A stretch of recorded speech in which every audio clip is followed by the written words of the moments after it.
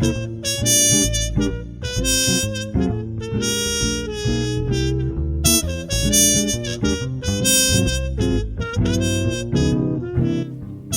welcome back to the Watchung Booksellers Podcast, where we bring you conversations from our bookstore's rich community of book professionals who talk about what they do for the love of books. If you're new to our show, thanks for joining us. I'm Marnie, and I'm here with my co-producer, Kathryn. Hey, Kathryn. Hey, Marnie. And today we're talking about troubleshooting, what writers do when they are stuck.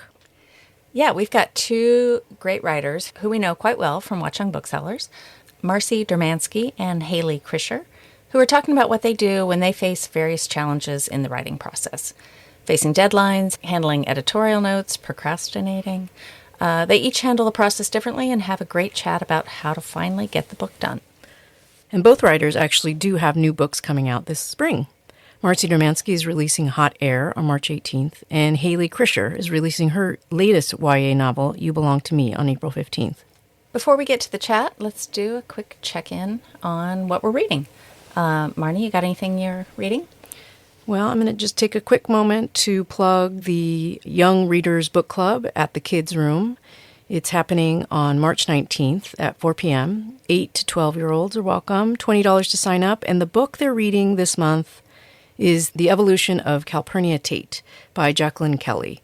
And that price of $20 includes the book, so you should come to the store and sign up. It's going to be a great chat.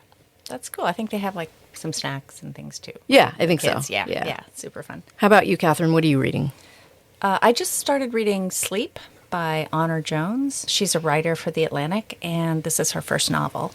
It's a novel about a divorced young woman who is reckoning with the secrets of her childhood when she brings her kids back to the house that she grew up in.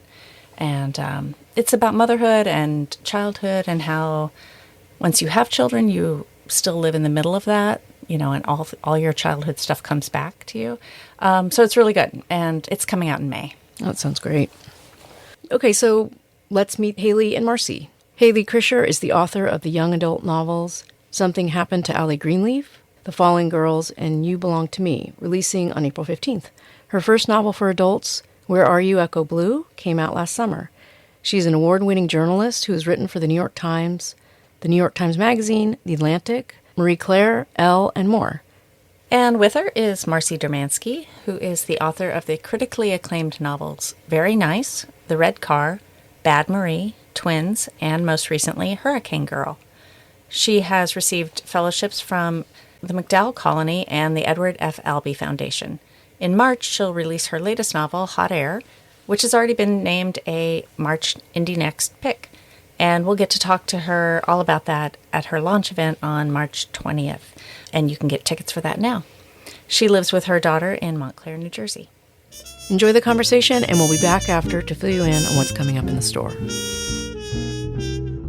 Hi, Marcy. Hi, Hayley. How are you? I'm good. How are you? Good. So I think we are first going to start out this wonderful podcast, and thank you, Watchung Booksellers, for having us. So, Marcy, why don't you tell us how you came about to the store? Because I heard you have a story. I have a story. I can't believe I have an opportunity to tell it on a podcast. But I first came to Watchung Booksellers a long time ago, about 9 years ago. I went to a reading. It was with Pamela Ahrens, who lives in Maplewood, and Robin Black. And I came to this reading, and I think I actually even brought my mother. And I was recently divorced and living with my parents, and I didn't know where I wanted to live next. And after I knew 3 or 4 people in the audience, Catherine Dykstra was there and Matthew Thomas, and they said, well, you should just move to Montclair. And I'm not even kidding.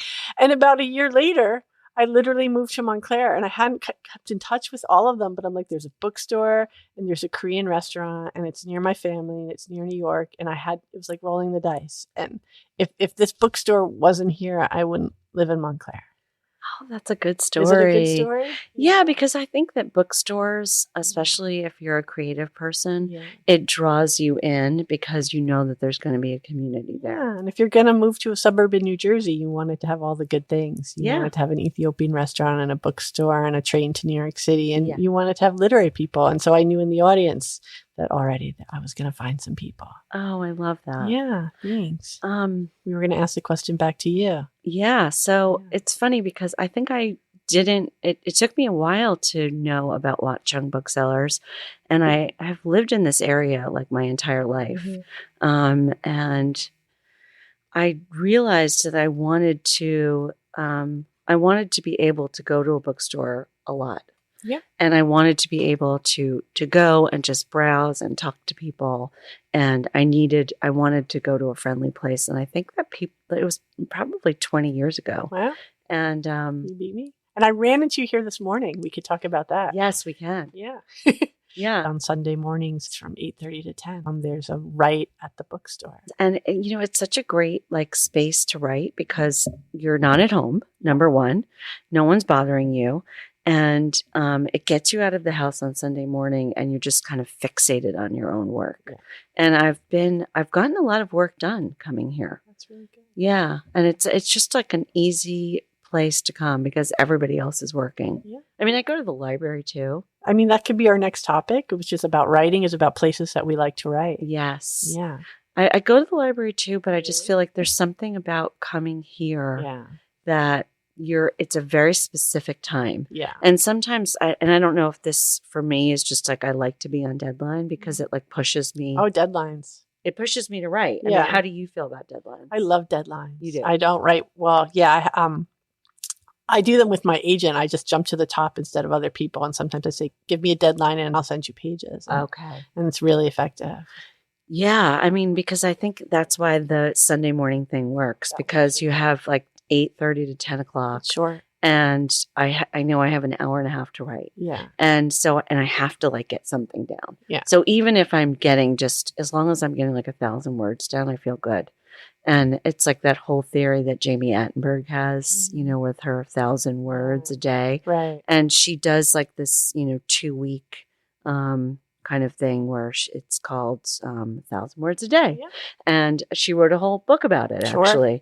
But that's the thing that actually got me writing again years ago when I was stuck and I was, my agent was sending out my book and nobody was wanting to buy it. And I knew I had to do some revisions on it, but I needed like a reason to do those revisions. And I thought, okay, I have 1,000 words a day.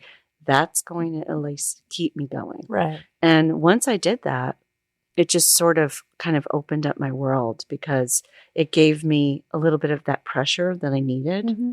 And I know that doesn't work for everybody, but I think pressure and fear are like the biggest motivators for writing. Yeah. Pretty much. Yeah. Of all things. Like I think happy people, it's harder to write a book. I do. And I think if you're not afraid, I think people who are financially comfortable, I think they have a harder time writing a book because they don't have that fear. If I don't sell a book, I'm not going to make any money. I think fear is really helpful. Yeah. It's really unpleasant. You're like, damn, I'm looking at this next year. I don't have a book deal. And what am I supposed to do? Right? Well, but you're so afraid you might write anyway. That you might write. Yeah. So that sort of is a good transition to put us into how, which is the topic of our podcast, which is how do you work through writing problems? Oh. So I guess we covered deadline, that's for sure. Deadline. And I think like even if you don't have a book deal and you could give yourself a deadline. Yeah. And I think that's like what this whole like 1,000 words a day. Yeah. And we'll put those in like the show notes, about Jamie Attenberg's book. I think very few people write with book deals, to tell you the truth. I think it's like a minuscule percentage. And I think most people who do write with book deals, that it ends up crippling them. I've only heard stories about that, like people who have large advances in books to write. It's too much pressure. So there are so many different ways. And 1,000 words a day, for instance, is something that doesn't work for me. Like I don't believe in writing every day. Okay. I believe that some days I wake up and I'm just like, hell no, I'm not going to write. Some days I sit down to write and I can sit for a whole hour at a cafe and I won't even open my file. I think it all works differently, but I think if I write with a word count with that kind of expectation, it's so easy to have your characters wake up and eat breakfast and do nothing. It's just like what we do in real life. But if your characters do that in fiction, I'm known for putting turkey sandwiches in my book, but I talked to you about this, the pre-podcast, and with my novel, Hurricane Girl, I think I literally had 100 pages of the narrator meeting with her friend and feeling lost. And there was a scene of them going to a deli and ordering turkey sandwiches that might have been 15 pages long, deleted. Yeah. So I think there's that, but.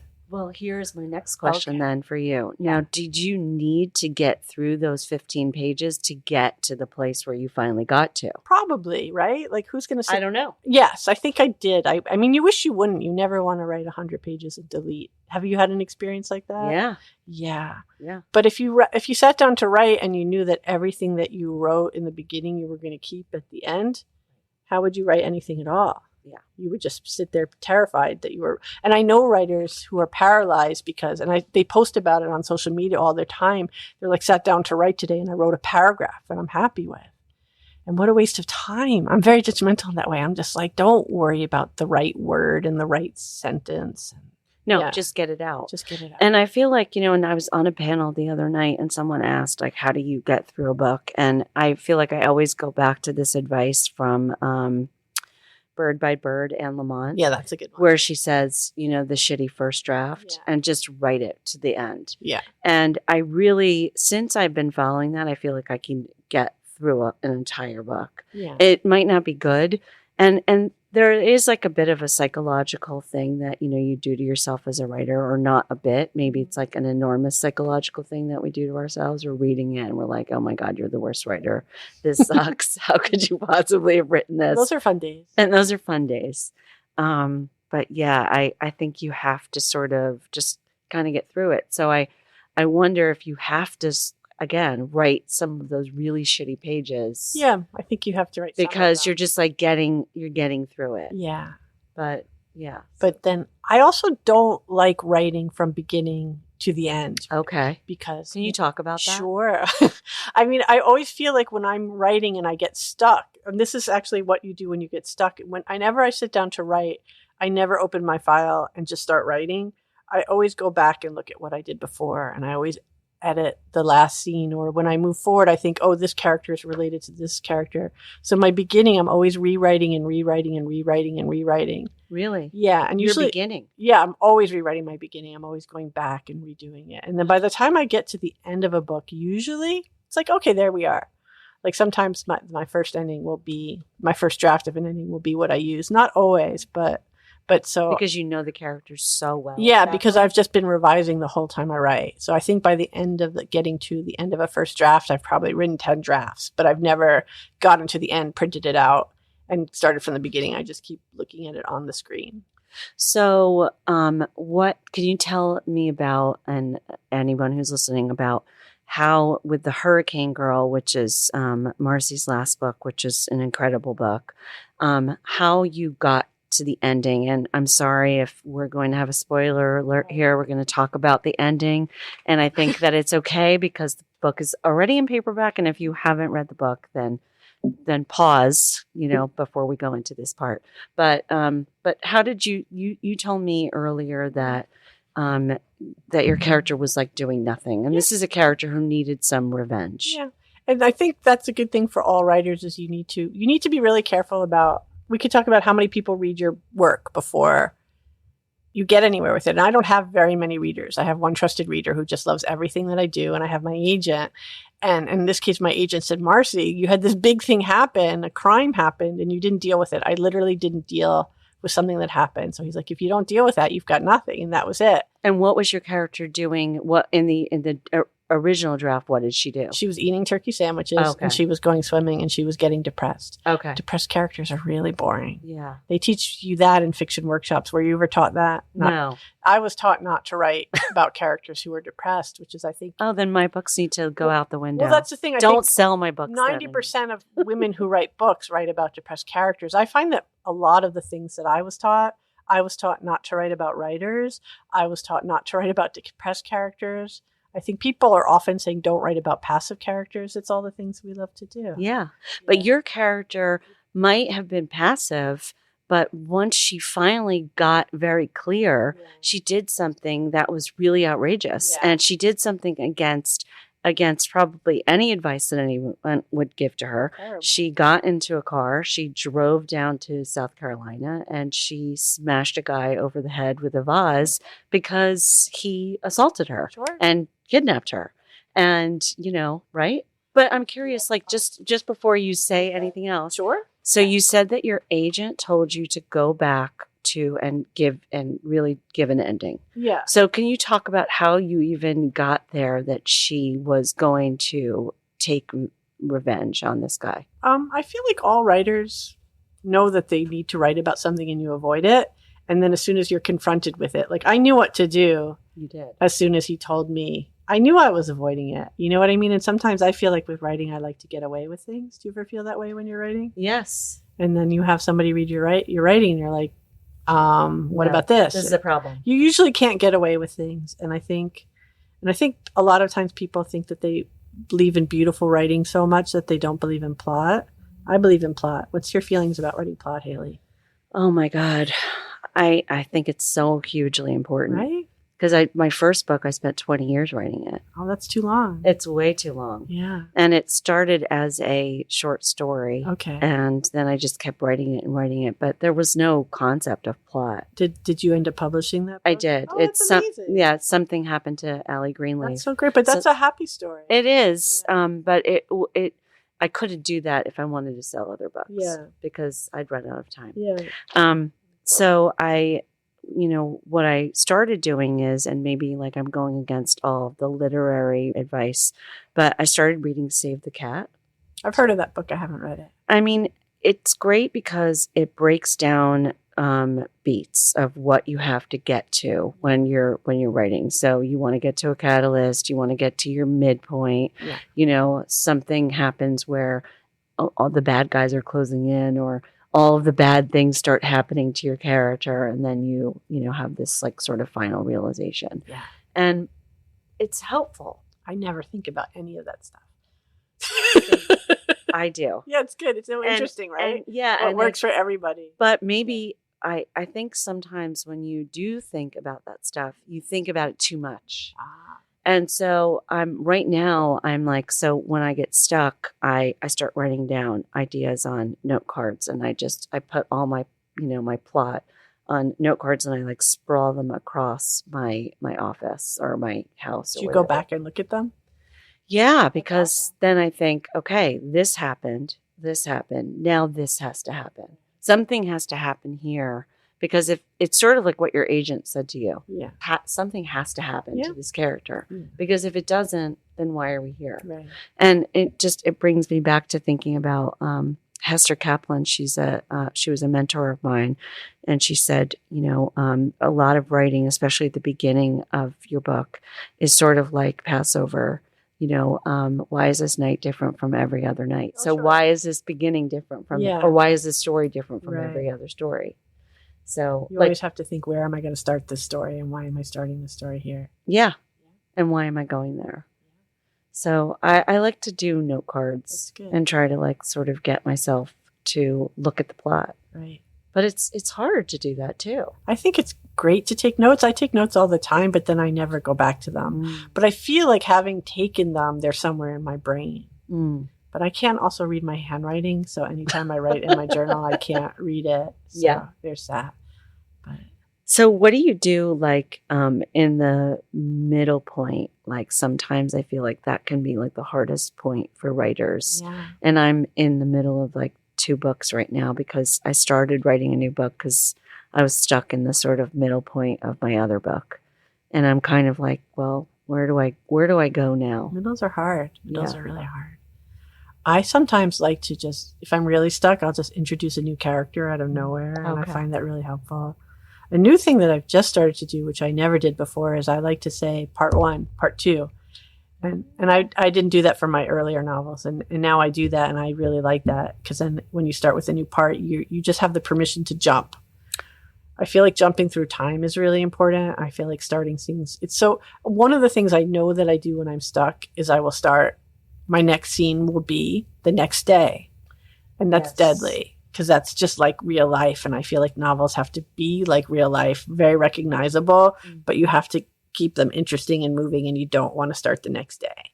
Yeah. Right. And right. so I feel like by like writing part 2, like I'm like, this is new, this is changing the tone, and it gives me a lot of freedom to do that. Yeah, because you could then say, okay, do you ever say like a month later? Yeah, it's great to do that. I love to do that. Sometimes there's a scene that I really want to write with my new. I have a book coming out soon. By the way, Hayley has a book coming out, a YA book that's coming out in April. Yes, it's called You Belong to Me. That's so great. And Marcy has a book coming out in March. Yeah, called Hot Air. Yeah. But what I'm writing right now is I knew actually what my ending wanted to be, and for the longest time I was just so scared of it that I couldn't write. And one day I just wrote it. I just sat down and wrote it, and I was like, oh. Just do it. Like, you know what I mean? Don't just be scared of it. And I didn't like the way it came out in the beginning. And then I just tweak it and tweak it and tweak it. So you hadn't written the rest of the book when you got to that point? I was getting there. I've got a draft of something new. Oh my God. I can't believe I admitted to that. I hope nobody listens to this podcast now because it's not true. Okay. But my ending really scared me. And one day you just write it and you just feel better.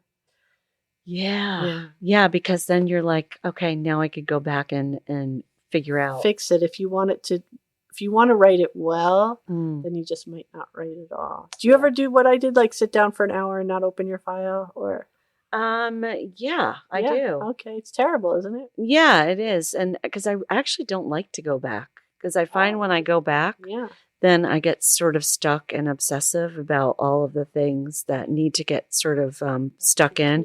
So I use the words TK, which, to come. And so I'll just say, okay, TK this, TK that. And then I'll try to start something new. I only just recently, after like a number of months of writing this new book, I just went back to the beginning yesterday because I thought. That must have been scary.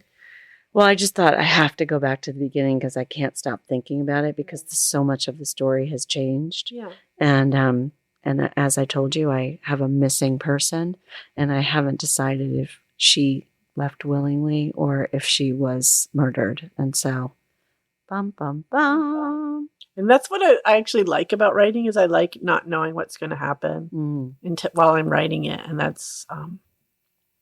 Elizabeth Gilbert has that book called Big Magic. And I really actually love that book. She believes that there are ideas floating in the air and you have to grab them. And she actually had a great story about a novel that she started that was like set in the Amazon wilderness that she couldn't write. And she kind of wrote a bunch of it and then she stopped writing it. And then Ann Patchett wrote this amazing book whose title I just forgot that's set in the Amazon that's so good. And it's almost like Ann Patchett grabbed her idea. I loved that. I thought it was interesting. But that's not even what I was talking about with myself, which is just that I love writing when a character just says something. And I'm like, I can't believe they just said that. Yes. A lot of times I feel like I just talked a lot about being miserable writing in the hour where I sit and I don't work on my file. And people talk a lot about how miserable writing is. But when writing is fun, writing is just so fun. And I don't think that gets talked about enough. It's just how fun it is to like have written an hour and know you've done it, but also to just have these characters in your head saying things and then they do things and then they surprise you. It's amazing. Yes. When they surprise you, that is the best time of writing. Right. It's because it feels great. Yeah. You feel like, because that's our imagination, just like coming to life. Yeah. And I guess that's why we're writers, because we're trying to create a world that's not the world that we already live in. And also writing is so much of a puzzle. So when it feels good, it's such a great feeling. Yeah. It's so rewarding. Yeah. I feel like so much of the time it's exhausting and so much pressure, but yeah, you're absolutely right. It doesn't get talked about enough about how great writing can be. Yeah. Is there another good point that you think about when you're getting stuck on writing? Sometimes I change places where I write. I definitely have processes where I had a writing partner this summer and we were accountability partners, and every day we would write at 8:30 in the morning and we would just send each other a text message and say, are you going to write? I'm going to write. And then in half an hour later, he would text me back. It was weird to be writing with a man, but he would come back in and say, are you going to write? Are you going to write? And we checked in and it worked great for like about a month and a half. And then it didn't work anymore. And so I think I spent a whole month, you're going to be on the podcast again, for a whole month. I literally said, are you going to write? He'd say, are you going to write? And I'd say yes. And I wouldn't write at all. I love it. He was my accountability partner. I just felt so guilty. I didn't want to let him down. And so I just said, yes, I'm writing. And that worked for me for a while. I wrote so many pages and then that didn't work. And then I had to try something new. That sounds like one of your characters, though. Maybe. I think that would be like a great character. Well, you can use that, by the way. I give you permission. Okay. Yeah. Actually, I really like that. Okay. Because you have one thing that's interesting. I've been to your house once. You have a beautiful office. Oh, thank you. And sometimes I feel like I have an office now, too. I love having an office. It's like for the first time in my life, like I have an office as of 3 years ago, but I don't always write in it. Like, I feel like that's kind of like if you have a beautiful space to write, that's a lot of pressure too. It is, because I don't always like to write in my office either. Yeah. I like it when my family's home and I can close the door. You can write when your family's home? I can. That's crazy. Yeah, it is crazy. And I become like Jack Nicholson in The Shining. Don't interrupt me. Or That's don't awesome. you understand that every time you walk in? So now I have for some reason a glass door on my office. And my office, by the way, is a very tiny little room just on the front of my house. But, it just has bookshelves and it's just it's white. And so, and that works. So I shut the curtain on the glass door because I put up a curtain. Oh, so it's like, and so you're writing. it's very dramatic. So, and when I walk in there and then I close the curtain. Wow. Very dramatic. Yeah, that sounds like a scene in a movie. You could be Frances McDormand. Could she play you? She's a little too old, but otherwise I think she'd be perfect. Thank you. Yeah, She could, and she would very dramatically. Yeah. Close Can't you see her doing that? I'm writing. Yeah. And then inevitably somebody knocks on the door. You know what happens is I have too many animals. Now I have 4 animals. Yeah. And so now... Do they come into your office while you're writing? They do. They want to come in. Oh, so if the door is closed, they want to get in. Yeah, they want to get in. You can't close the door. Then. And so I close the door, and then somebody's scratching on the door, and I open and let the one dog in. Then I close the door and close the curtains once again, and I think, okay, this is finally it. The dog is sitting under my desk. Everything's going to be great. And then there's a cat meowing outside of the door. And then... I have a cat that likes to sit on my computer while I'm writing. He just put his butt on it. Yeah. It's helpful. It is helpful. Then you're like, you're so cute. But I need to write. When I was a child, I had standard poodles, and I was always putting standard poodles in my books. And now I'm only putting cats in my books.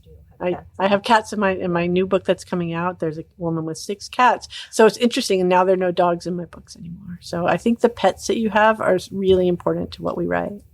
That is interesting. And I don't put my pets in my... No. Well, maybe if you're stuck. Here's some writing advice for you. This is some good writing advice. Oh, I have other really good writing advice for you. Tell it, babe. This is where you need to let it out. Don't hurt your animals in your books. No. Because your fans will just kill you. They'll just be like, I can't believe you hurt the dog. Did you do that? I hurt a cat once, and that was upsetting to people. In Bad Marie, I hurt a cat. And in my novel, Very Nice, there was a dog that was a major character. And I literally had people writing me saying, well, Marcy, I'm reading your book and I'm really worried about the dog. Does the dog die? And I say no, and then they can keep reading. Oh, my God. And so there are a lot of great works of fiction where dogs and cats do get hurt. But I would just advise you, if you put an animal in your book, not to hurt it. No, I couldn't do that. Yeah, why would you do that? I personally couldn't. Yeah. That's just me. But, but I think that's such a dark thing to do. And I know Laura Sims did that. Did she hurt? Didn't she? In Looker? I read Looker when it came out. I don't remember. But Laura, how could you do that? Yeah, she hurt the cat. I think that I love Laura. Me too. I love Laura too, and I came here to Watchung Booksellers because I was sort of like the obsessive character in her book. Okay, I was obsessed with the actress. With the celebrity. Instead, I was obsessed with Laura in the book, and so I came here because she was doing a reading. Yeah. And she was just so normal and nice. And I thought, how did Laura write this book?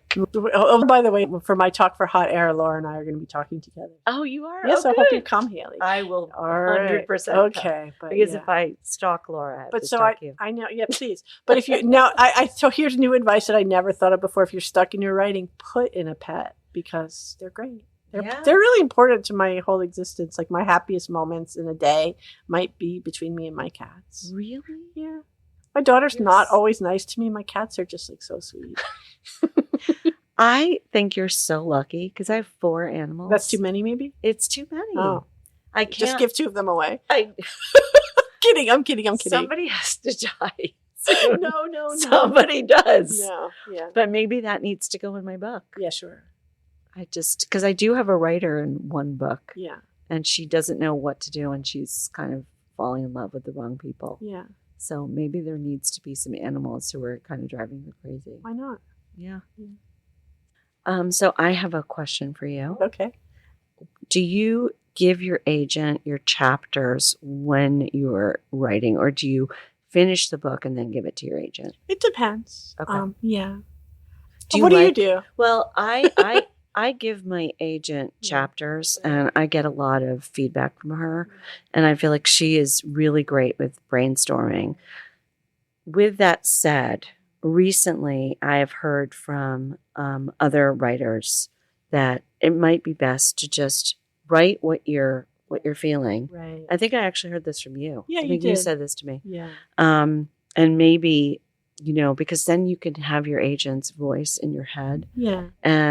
or whoever the person is that is sort of your most trusted person. Well, I always feel like writers that if you write a book because you're worried about whether or not it's going to sell, and you have that voice in your head, that's a mistake. It's no good at all. No. You just have to write what you want to write. Yeah. I have had experiences with editors a lot of times after you sell a book. It's crazy. You edit and edit and edit a book, and then you sell a book, and then your editor edits your book.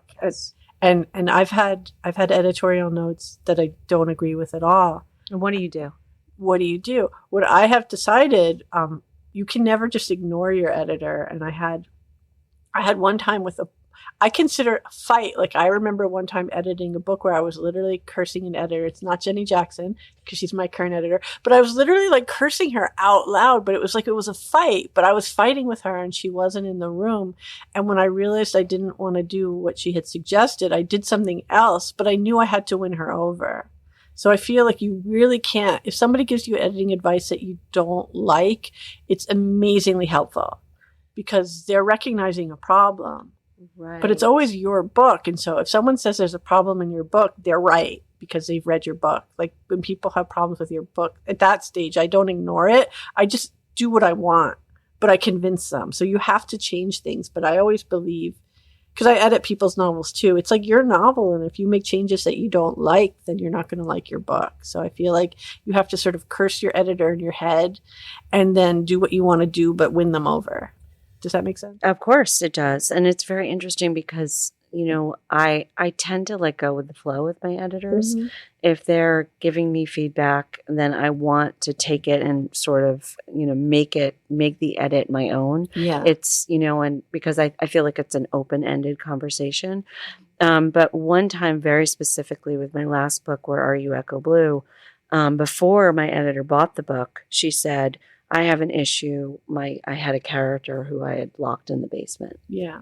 And she said, this just doesn't work for the character. Right. And I had a lot of trouble with that. And she said, before I buy this, I want to make sure you're going to be okay. Wow. Can you let go of this? What did you do? Well, I of course wanted the book deal. Yep. And I thought to myself, can I get rid of this? And here's the question. Does it serve the character? Right. So did I want the character to be in the basement because I wanted to write something really crazy, or was something else supposed to happen with that character that would have served the character? Yeah. And I thought, you know what? This is my first adult book deal. I want to be able to hear what somebody that I respect has to say. Mm-hmm. They knew how my character was going to be obsessive and have, some mental illness and, have a lot of issues. So is she right? Did this take it too far? Yeah. And, it's really funny. I still don't know. Huh? I took it out. Yeah. Because I wanted the deal. Sure. And I thought, It's a okay, deal breaker. I think it was a deal breaker. Good move. And so I thought, okay, let me work with this. But at the same time, it would have been a very, very different book. And would I have wanted that? I don't know.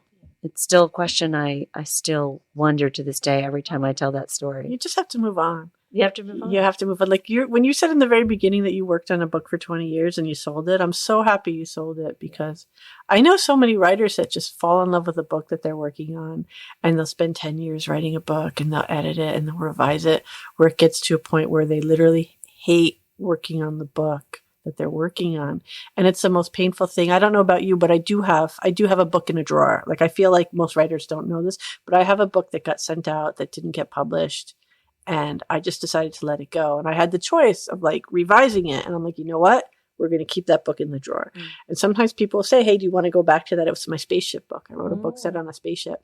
Bad idea. But I do not want to go back to that book ever. And I think it's a really hard thing as a writer to put in. I mean, I spent like 1.5 years, 2 years on that one. It's sad. But I think writers can get really stuck because they don't want to admit defeat.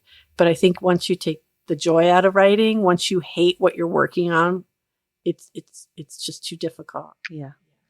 Yeah. And, I ended up really loving the ending of the book. That's so good. But there was this part that I still felt like about this basement. And you know what? I could put it somewhere else. I think you should put it in your new book. Yeah. It doesn't have to be, just because it didn't work in that book doesn't mean I can't use it again. And I think that's really important to remember when you're writing, that sometimes you have to like sort of shelf an idea and wait for it to come back. I feel like all of life is material. I feel like, do you ever have people that say to you that they want to be put into your books? Do you know what I mean? You can write about me one day. Yes. I feel like the last thing you ever want is somebody to write about you. It's like you never. No. It's really dangerous. That's a whole other hour of conversation is writing about people you know. Yes. But I love it when I'm writing and this really unimportant thing that happened to me like 10 years ago suddenly becomes like in my book. I just love it when snippets of your life just slip in. That's a fun part. Yes, I agree. Yeah. We were talking about a movie, just Tilda Swinton and Julianne Moore are in the room next door. And there's a character that's dying and she wears a yellow coat. We were just talking about this. So Tilda Swinton is wearing a yellow coat. And what I'm writing right now, I just put in Tilda Swinton's yellow coat. It was just so fun. I just write to please myself sometimes. You have to. I love that. That's excellent advice. Yeah. So please yourself. Yeah, please yourself. Yeah, sometimes what I've been told lately is I feel like I've been really indulgent with my work. I've been writing. Like how? Been writing too many cats, too many swimming pools. Like I mean, I have 3 books in a row with swimming pools, and I've just got to stop. But it's also just what I want to write about. That's your thing. But I don't. But there's a writer, Haruki Murakami, and he has Haruki Murakami bingo, and it's like a joke. Like, does a character listen to jazz? Take a drink. Does a character swim laps? Take a drink. He repeats himself, and he repeats himself, and he repeats himself. And for a long time, he was my favorite writer for the longest time, and he gave me permission to just repeat all the things that I love. Yeah, I love that idea as well. Yeah. So I'm giving you advice this hour. Okay, thank you. I appreciate that. Or you might hate it because I have been stuck. Oh, you just write about the things you love and put in some dogs. Yeah, and put in some dogs. Yeah. And don't hurt them. No. Don't let them die. Don't let them die. No, for sure. Don't let them die. What have you been reading lately? I've been reading a lot of books that are coming out in 2025 because I'm interested in what's coming out. Okay. So you're getting arcs. I'm getting arcs, yeah. So That's it's very like, nice. What are you looking forward to? And my friend Lynn Steger-Strong wrote a book called The Float Test. Oh. That's really wonderful. And there's an amazing character named Fred who's a tormented writer. And Fred is maybe the best tormented writer I've seen on the page in a long time. Really? Yeah, that's really good. Okay. And I don't know. Kevin Wilson has a new book that's coming out, but I'm on the list to get it, but I haven't read it yet. Okay. And then I just recently read an anthology that someone was given to me about the Gilmore Girls of all things, and it was just so fun to read because because I watched that show. You haven't watched it. We talked about this, but I've seen that series about 5 times, like all the way from beginning to end with my daughter, and then on my own when it came out. And so there's a new anthology. It's called Life's Too Short. It's so amazing how the Gilmore Girls has affected other people's lives. So I got that book when someone gave it to me. I'm like, it's so fun. So people love the Gilmore Girls. Yeah. I have a friend who names her daughter Lorelai. Really? Right? Isn't it? It is Lorelai. I would have picked Rory though. Yeah, but this one of her kids is Lorelai, and she calls her Lo. I love that. Oh, that's wonderful. But what have you been reading that you love? So I'm in the middle of reading Colored Television by Danzy Senna. I read that book. Yes, which I just, and I've actually been listening to it. Yeah. And I just came in this morning to the Watchung Booksellers and had to buy it because I needed to sort of study what she does, because that's another thing that I do when I'm stuck, or just when I'm trying to figure out even a sentence. I like to just read what other writers and how they're. And that's a book that's all about writing and about failure and the misery of writing. Oh, and that's actually about a woman who writes an 800-page behemoth novel that drives her insane. So it's a great book to write about the pain of writing. Yes. Yeah. And she really goes after how much she hates writing in that book. Yeah. And it's interesting because I wonder how she actually feels about writing, because it's a no holds barred. I mean, she's just like, writing is horrible. We should all write for TV. Yes, and we should all write for TV, make money, and there's no point in writing, because it's like a time suck, and it's a waste of time, and books are a waste of time. Now, I don't know, I'm sure she obviously doesn't feel this way, but she was feeling that way in the moment, or her character was feeling that way. And between her and her husband, I mean, Danzy Senna, because her husband is Percival Everett. Oh, right. What a power couple. I mean, serious power couple. Yeah. And so it's fascinating because there's so much about writing that they have offered to the world in the past couple of years. So it was interesting to read this and see her character be just completely fed up with writing. And see, the writers can write about writing. That's a bad rule. Yeah. And I just love how her characters just keep going downhill. Yeah. And that's, to me, like, those are the most fun books. You have to go to a crisis and come out of it. I think that's like a rule that probably is true. Yeah.